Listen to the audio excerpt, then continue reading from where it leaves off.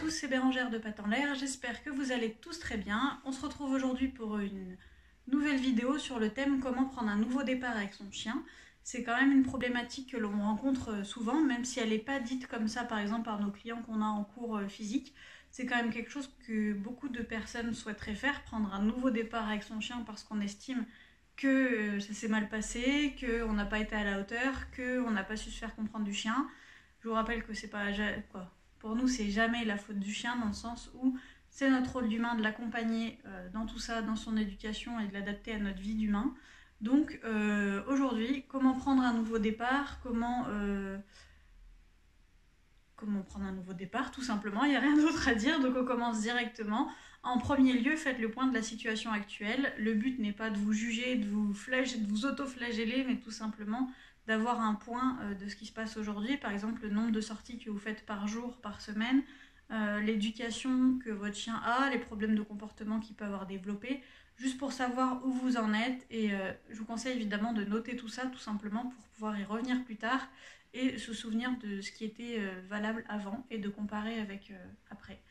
Et aussi les dépenses mentales, s'il a des jouets d'occupation, si vous faites de l'éducation, si toutes ces choses-là, toutes les activités que vous pouvez faire avec votre chien, n'hésitez pas à les noter, à noter le temps que ça dure par semaine par exemple, pour prendre ce fameux nouveau départ, faire un constat de la situation d'aujourd'hui. Pareil aussi avec les rencontres avec les copains chiens. C'est important si votre chien fait des rencontres avec des copains chiens, de se dire voilà combien de nouvelles rencontres par mois il fait, à quel rythme, où ça, tout ça. Faites un point vraiment précis de ce qui se passe aujourd'hui pour ensuite évoluer. Donc, deuxième étape, ne pas culpabiliser de la situation actuelle.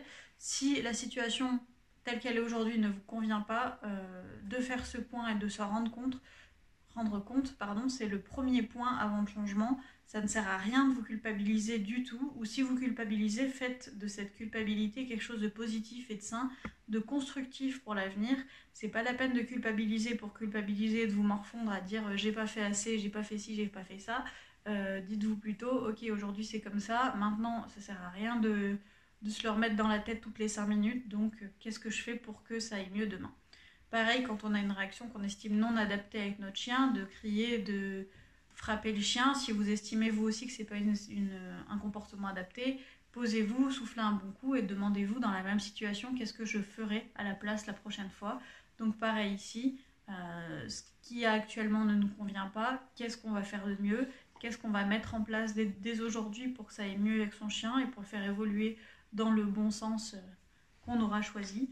Et voilà, et se demander ça, c'est le premier pas vers le changement. Si vous ne passez pas par cette étape-là, malheureusement, ça va être très très dur de changer quelque chose. Et ensuite, en troisième conseil, qui sera le dernier de cette vidéo, mais c'est une thématique que je souhaite aussi aborder, donc il y aura aussi des vidéos sur les moyens d'organisation par exemple. Pardon. Donc ne vous donnez pas de bonnes résolutions, mais fixez-vous plutôt des objectifs. Des objectifs plutôt que des résolutions. Les résolutions, on sait très bien qu'on ne les tient pas. Par contre, des objectifs, notez-les aussi de la même façon que vous allez noter la situation actuelle. Moi, je vais me faire un petit carnet, je vous le montrerai, je le ferai avec vous et je vous en ferai une vidéo où je note les objectifs à atteindre avec mes chiens.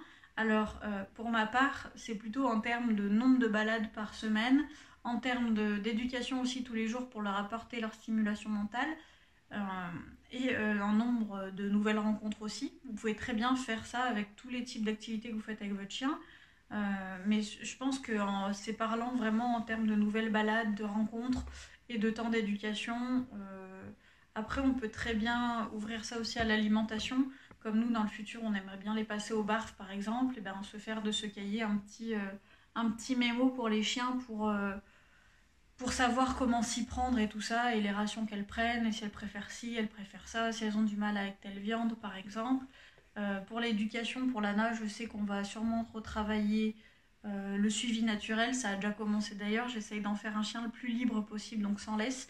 Donc le suivi naturel, on le travaille. Bounty, ça va être sa frustration qu'on va encore travailler. Et puis Kira, ça va être sa marche en laisse. Donc je vous montrerai tout ça, comment je vais essayer de m'organiser là-dessus.